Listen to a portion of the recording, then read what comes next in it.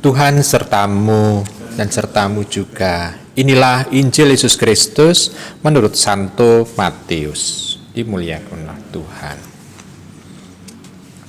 Pada waktu itu Yesus bersabda, "Celakalah kalian, hai ahli-ahli Taurat dan orang-orang Farisi, hai kalian orang-orang munafik, sebab perpuluhan dari selasih, adas manis dan jintan kalian bayar.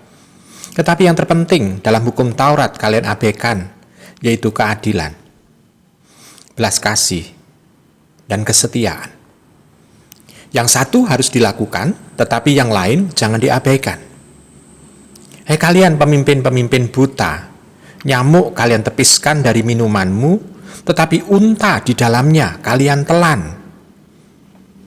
Celakalah kalian, hai ahli-ahli Taurat dan orang-orang Farisi, hai kalian orang-orang munafik. Sebab cawan dan pinggan kalian bersihkan sebelah luarnya, tetapi sebelah dalamnya penuh rampasan dan kerakusan.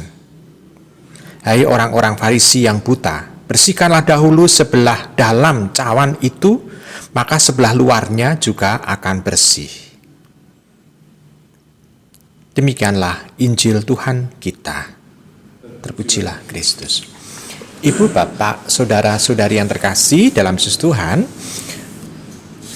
sebetulnya bacaan ini memang ditujukan untuk ahli Taurat, orang Farisi, dan orang-orang munafik, dan juga untuk pemimpin-pemimpin buta. Di sana tampak, tetapi sebetulnya ini juga istilahnya itu mengkritik secara keras kepada saya juga. Kenapa? Karena dalam berkhotbah, dalam berhomili, dalam memberikan renungan-renungan, pasti saya mengarahkan orang ke arah kebaikan. Tetapi, apakah kebaikan yang saya wartakan itu juga saya tuju dalam kehidupan ini? Belum tentu juga. Selain itu juga, apakah saya juga mewartakan kasih, mewartakan kelembutan, mewartakan kebaikan? Apakah saya juga sudah melakukan itu terlebih dahulu kepada orang-orang yang dekat dengan saya? Ini juga kritikan bagi saya sendiri. Secara jujur, bacaan ini berbicara untuk saya pribadi. Ibu, bapak, saudara-saudari yang terkasih, lalu saya diingatkan kalau demikian, bahwa yang utama itu harus lebih didahulukan. Pertama, di sana tampak keadilan harus didahulukan. Keadilan bukan berarti harus memberi sama rata, bukan. Dan sama rasa, bukan. Tetapi harus memperhatikan apa yang dibutuhkan, itulah yang harus diberikan, dicoba. Belum lagi belas kasih. Berarti semua ungkapan-ungkapan yang harus diberikan kepada orang berdasarkan kasih. Kasih bukan kasih dalam arti ingin memiliki orang itu, bukan. Tetapi kasih Allah yang diberikan dan dibagikan kepada orang tersebut. Kasih yang membuat orang damai, nyaman, tentram, dan tetap mengharapkan kasih Tuhan selanjutnya. Lalu yang ketiga adalah kesetiaan.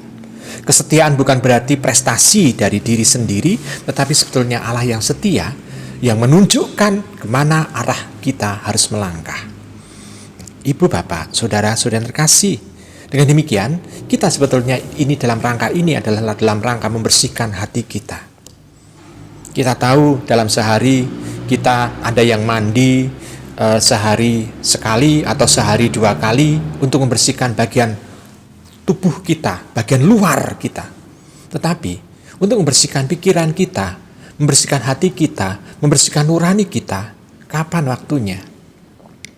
Ini mengingatkan kita supaya kita juga konsentrasi tidak hanya memperhatikan aspek fisik yang istilahnya aspek kosmetik saja, tetapi ada aspek dari dalam yang sungguh-sungguh akan membuat semacam inner beauty dari setiap orang itu bisa keluar. Dan ini adalah yang terpenting. Kenapa? Kalau orang itu walaupun mungkin dengan make up yang tebal, dia tidak bisa menutupi sesuatu yang mungkin kesedihan atau keraguan atau ketakutannya. Tetapi orang yang mungkin tanpa make up sedikit pun, tetapi karena ada senyum tulus, senyum yang sungguh-sungguh memberikan sesuatu yang indah kepada orang lain, orang itu akan lebih baik. Nah, ibu bapak, saudara-saudara terkasih, dengan demikian ajakan bacaan ini sebetulnya bukan ajakan untuk membuat kita itu harus hidup di dalam kecelakaan, tapi warta kebaikan. Saatnya kita mengubah hidup kita menjadi hidup yang baik, hidup yang menjadi berkat bagi orang lain, dan hidup melimpah di dalam kasih Tuhan, supaya kita tidak kehabisan untuk membagikan kasih Tuhan kepada semua orang. Selamat merenungkan.